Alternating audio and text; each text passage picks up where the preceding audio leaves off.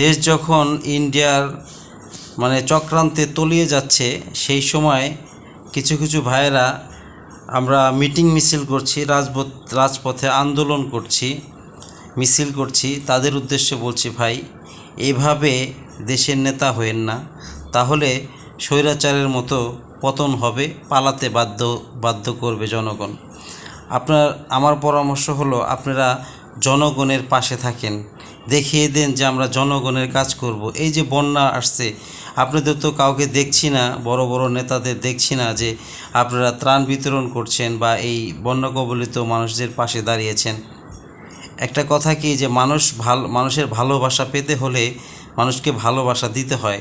আপনি শক্তি প্রয়োগ করে অথবা মিটিং মিছিল করে রাজনীতিতে ক্ষমতায় আসলেন, কিন্তু কিছুদিন রইলেন, তারপরে পরিণতি, এই যে চোখের সামনে যে পরিণতি দেখার পরেও যারা এরকম কাজ করতেছেন, যে মানুষের পাশে না দাঁড়িয়ে আপনারা টাকা খরচ করে বিভিন্ন জায়গায় মিটিং মিছিল করতেছেন, সেই টাকাটা অন্তপক্ষে বন্যা কবলিত মানুষদেরকে দিতে পারেন এবং নিজেরা গিয়ে এই বন্যা কবলিত মানুষদের সাহায্য করতে পারেন। মানুষ কিন্তু এখন দেখে, যে মানুষ বুঝতে শিখেছে যে কে কাকে দিয়ে কোন কাজ করা হবে।